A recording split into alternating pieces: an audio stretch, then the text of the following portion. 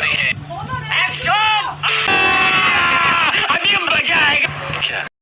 क्या एक माँ के जिस बच्चे की मौत हुई है उसके घर की खुशियां वापस लौटा पाएंगे या नहीं लौटा पाएंगे? और रही बात गंगा में पानी बहने की, हाँ सुधांशु जी, गंगा में पानी बहुत बह चुका है, क्योंकि पिछले 7 सालों में 75 बार पेपर लीक करके आपने 2.5 करोड़ युवाओं का कैरियर बर्बाद किया है। हाँ गंगा में पानी बहुत बह चुका है, हाँ गंगा में पानी बहुत बह चुका है कि पिछले 1 साल में रुपये को आपने लगभग 13% पे बोल रहे हैं, आप व्यवस्था पे बोल रहे हैं। मैं पूछ रहा हूं, क्या सपा की सरकार ये एक्सेप्ट कर रहे हैं आप कि 1 डिस्ट्रिक्ट 1 माफिया देती थी? मैंने आपको भरपूर टाइम दिया। सुधांशु त्रिवेदी, योगी आदित्यनाथ ने ये वक्तव्य क्यों दिया? 1 डिस्ट्रिक्ट 1 माफिया सपा की सरकार में। देखिए, इसमें मैं बताना चाहता हूं, ये किसी से छुपा हुआ सत्य नहीं है कि गुंडागर्दी और बाहुबली ये सब समाजवादी पार्टी के सहज स्वाभाविक प्रतीक हैं। मैं दर्शकों को याद दिलाना चाहता हूं, उत्तर प्रदेश में एक दौर में नारा लगा था 2007 में, चढ़ गुंडन की छाती पर, मोहर लगाओ हाथी पर। ये भाजपा का दिया हुआ नारा था? नहीं साहब, दलित समाज का दिया हुआ नारा था। और उस समय उत्तर प्रदेश की, और बल्कि उस समय तो देश की सबसे बड़ी दलित पार्टी बहुजन समाज पार्टी ने नारा दिया था, ये चढ़ गुंडन की छाती पे। गुंडे कौन थे भाई? मुलायम सिंह जी की सरकार थी ना, तो भाई सबको पता है उस जमाने में अतीक अहमद, मुख्तार अंसारी क्या जलवायु जलाल से घूमते थे। और आपने कहा लखनऊ की घटना बहुत दुखद है, हृदय वितारक है, अंदर से झकझोर देने वाली है।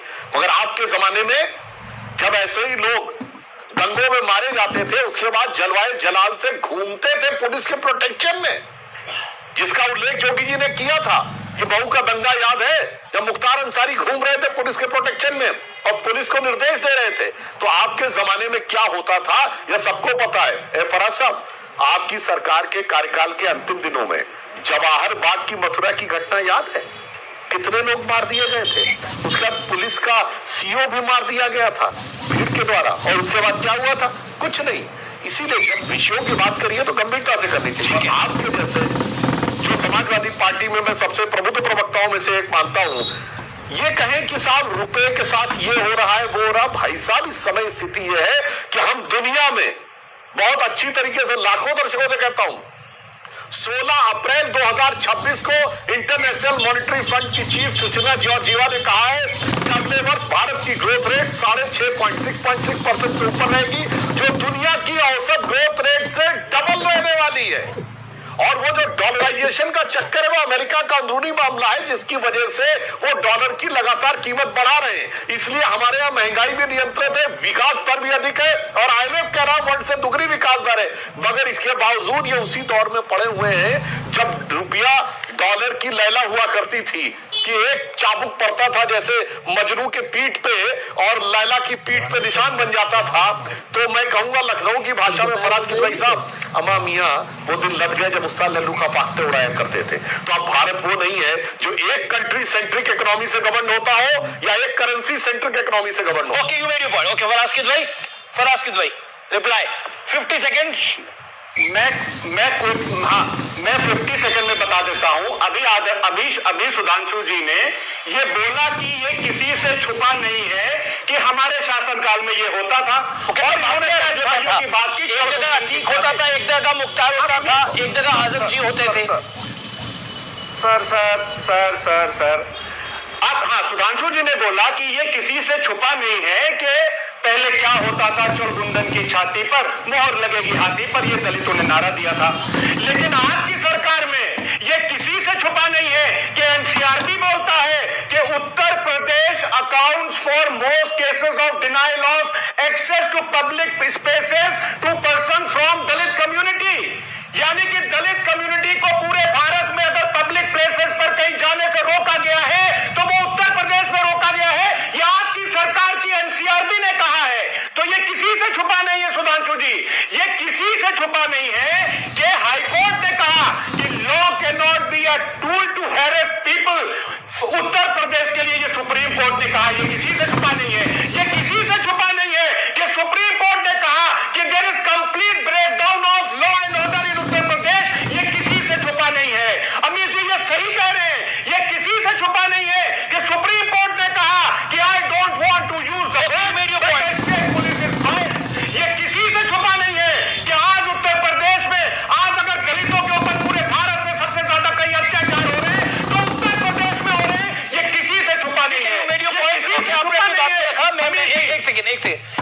सुधांशु त्रिवेदी से सुने तो Sudhanshu Trivedi 40 second sharp reply.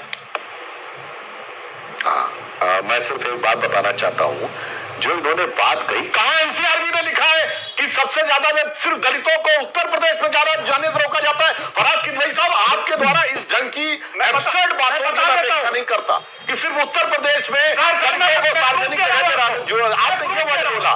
अब मैं दूसरा याद दिलाना चाहता हूं, अब सुनिए भाई साहब सुनिए, अब फैक्ट के साथ मैं बता दे रहा हूं, बताइए दलितों का रिजर्वेशन इन प्रमोशन किसने खत्म किया?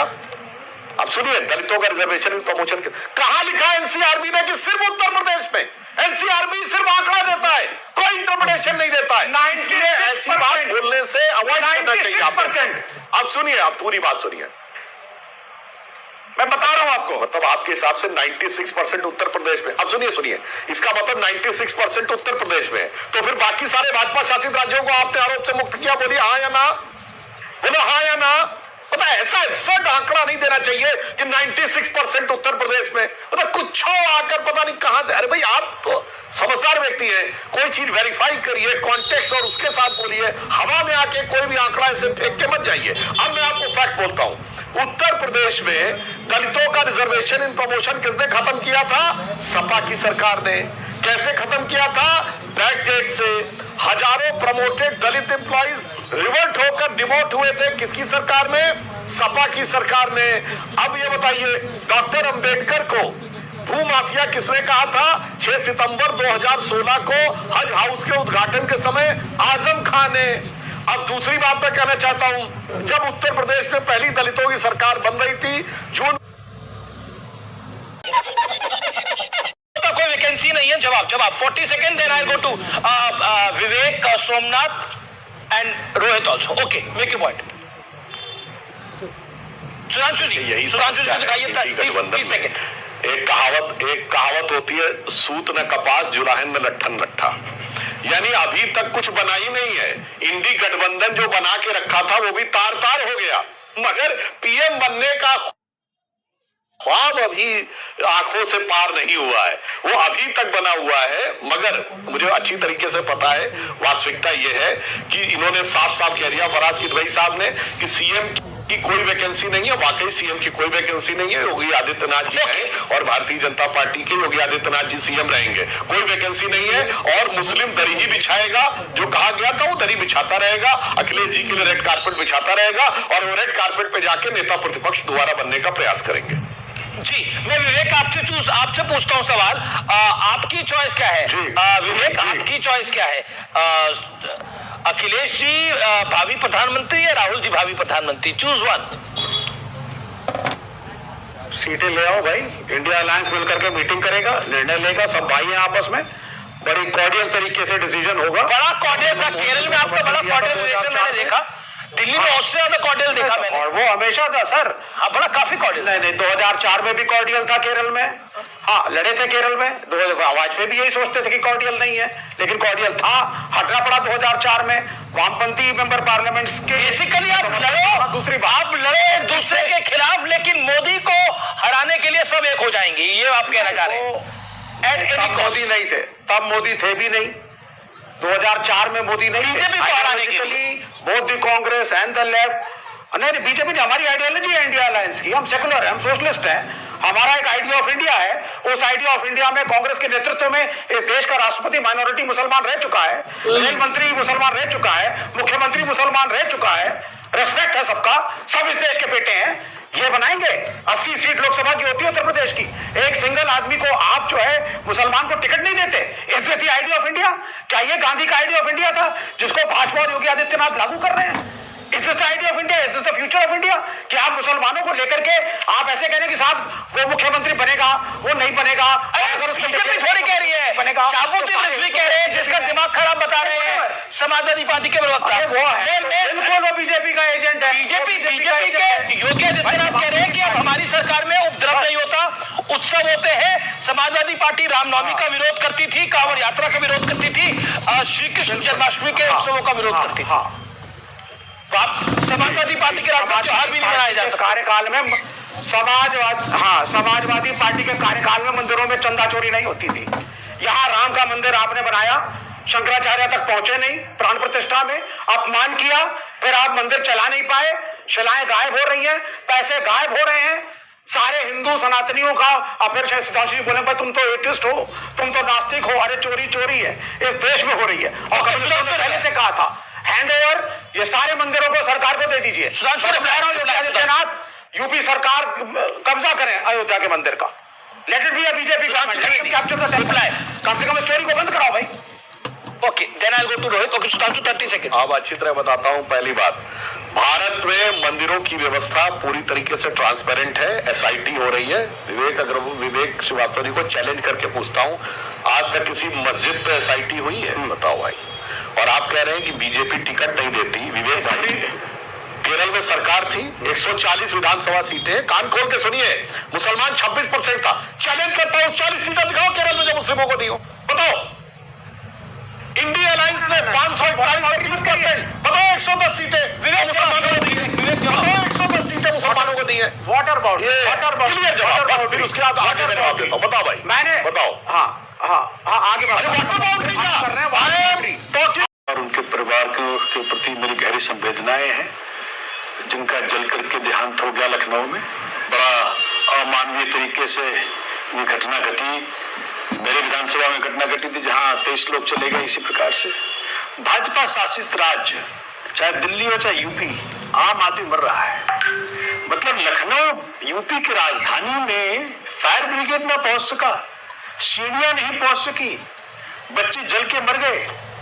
इससे बड़ा क्या आपको प्रमाण चाहिए कि यूपी सरकार, भाजपा की यूपी सरकार फेल हो रही है? दूसरा फेल का बताता हूं आपको, देखिए ये वाला।